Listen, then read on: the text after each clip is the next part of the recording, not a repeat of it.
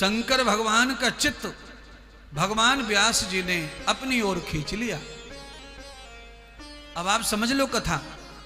भगवान का नाम स्मरण जो सच्चे हृदय से कर रहा है, दुनिया को भूलकर, उसमें इतनी पावर आ जाती है कि वो भगवान को इमरजेंसी काम से भी अपनी ओर खींच लेता है।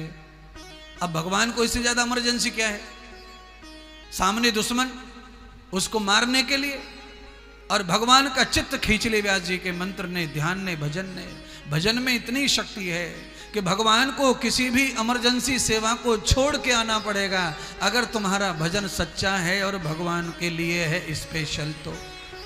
हाँ, पर ऐसा नहीं, फिर ये छोटे मोटे भजन से भगवान का चित्त तुम बदल नहीं सकते। भगवान की यात्रा को आप अपनी तरफ नहीं कर सकते। हैं? मुंह में गुटका घुसड़ रहा, एक गाल में गुटका और एक गाल में राम को नाम, धुआंधार मजीरा बजा रहा कीर्तन में, घुटनों पे बैठ के ऐसे ऊंचे है कि बजामे मजीरा कीर्तन में, और हरे कृष्ण कृष्ण कृष्ण हरे हरे में पसीना छोड़ जा रहे, लाल मुंह है जा रो, और यहां पे गुप्पा सा धरो है। ऐसे भजन से भगवान शिव जी का चित्त मुड़ने वाला नहीं है। कैसा भजन चाहिए?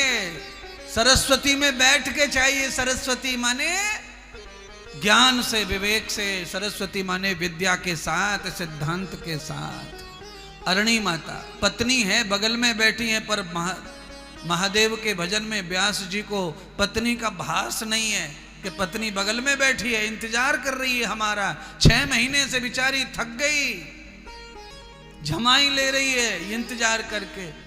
इसको भजन कहते हैं। भजन करते करते करते करते शरीर पर कीड़ा चढ़ गया, छपकली चढ़ गई, सांप चढ़ गए, गुदगुदी नहीं हो रही है तो समझ लो चित्त आ जाएगा ठाकुर जी का तुम्हारी तरफ। और भजन करते करते तुम्हें मच्छर तक का पता चल रहा है तो समझ लो ध्यान मच्छर में है, भगवान में नहीं है। हाँ, अच्छा, कई लोग तो भजन करने बैठते हैं तो वो कम से कम 5 मिनट तक तो यूं ही करते रहते हैं। एक मक्खी परेशान करती रहती है तो उनका हाथ यूं ही चलते रहे। अब बताओ ऐसे झटके में राम कहां निकलेगा? वहां तो कुछ और ही निकल जाएगा मुंह से। बस ये समझाने के लिए है बातें। बैठ गई मक्खी तो बैठ जान दो, नाक पे कचू कचू, काली नागिन ना जो डस जाएगी तो मर जाएंगे, बैठी रहने दो। पर इतनी सहन शक्ति कहां है? क्योंकि चित्त तो यहीं घूम रहा है।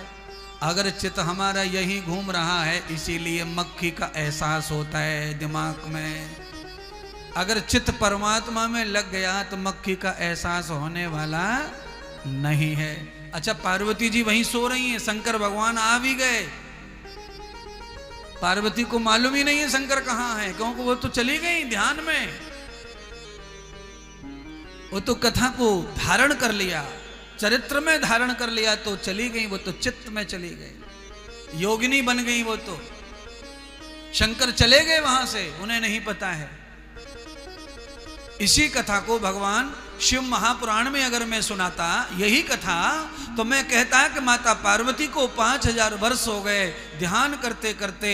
शंकर भगवान कथा सुनाकर कैलाश पर चले गए। यही कथा वहां इस तरह सुनाई जाती है शंकर भगवान की।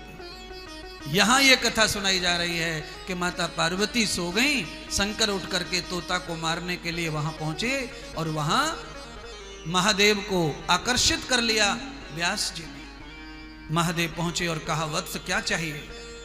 इतनी कठोर तपस्या, इतना कठोर व्रत, ये इतना मेरा ध्यान, क्या चाहिए तुम्हें? वर मांग लो, तुम्हें क्या आवश्यक है वो कहो।